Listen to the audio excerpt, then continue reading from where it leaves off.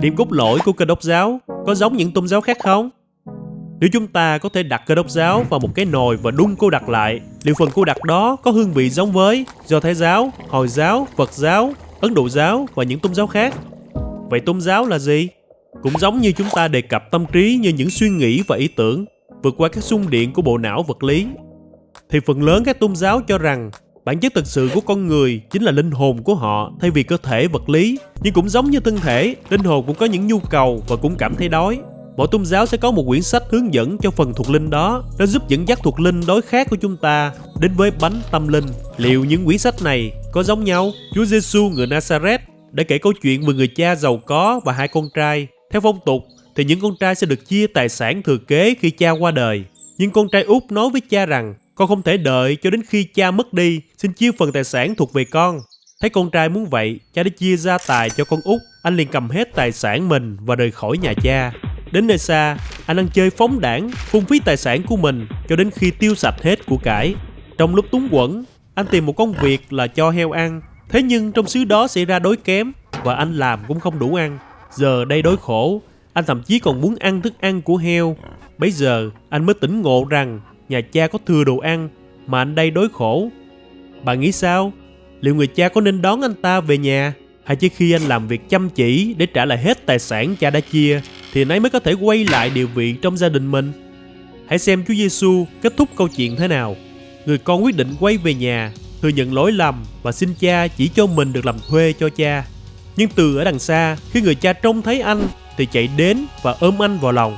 Với lòng ăn năn, người con cầu xin cha: cha ơi, con chẳng xứng đáng gọi là con của cha nữa.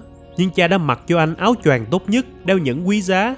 Ông bảo người làm của mình: hãy bắt con bê mập làm thịt và chuẩn bị một bữa tiệc. Vì con ta đây đã chết mà bây giờ lại sống, đã mất mà bây giờ tìm lại được. Mặc dù Chúa Giêsu chỉ kể như một câu chuyện, trong câu chuyện, người cha đại diện cho Đức Chúa Trời. Vậy có phải Chúa Giêsu muốn nghiêm túc dạy rằng Đức Chúa Trời tha thứ mọi kẻ tham lam và ích kỷ trước khi họ chuộc lỗi sai đối với Ngài và người khác không? Do Thái giáo dạy rằng một người có thể chuộc lỗi của mình bằng cách thay đổi hành vi, cầu nguyện và làm điều thiện. Hồi giáo thì nói có thể lên thiên đàng bằng cách hoàn thành 5 cột trụ của đạo. Ấn Độ giáo cho rằng nếu một người tích đủ nghiệp thiện thì sẽ được về với đấng Brahman. Phật giáo nói rằng một người có thể giác ngộ và luyện vào niết bàn bằng cách thực hành bát chánh đạo. Tuy nhiên, trong câu chuyện này, người cha đã ôm chầm con trai và cho anh ăn trước khi anh làm bất cứ điều gì. Tại sao? Bởi vì trong cái nhìn của Chúa Giêsu, một người không thể nào chuộc hết được mọi tội lỗi của mình.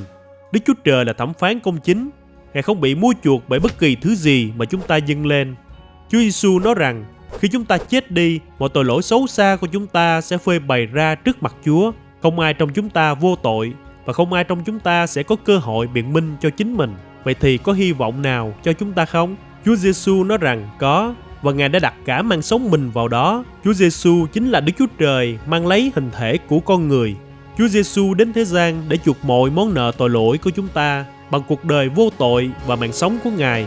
Vì thế, nếu ai thực sự tin và đầu phục Ngài, họ sẽ nhận được sự tha tội từ Đức Chúa Trời và nhận lãnh quyền năng biến đổi đời sống của họ. Các giáo chủ của các tôn giáo khác xem chính mình là đường đi, dẫn tâm linh đối khác của chúng ta đến bánh sự sống. Còn Chúa Giêsu tuyên bố: ta chính là bánh sự sống cho tâm linh con người đang đói khát.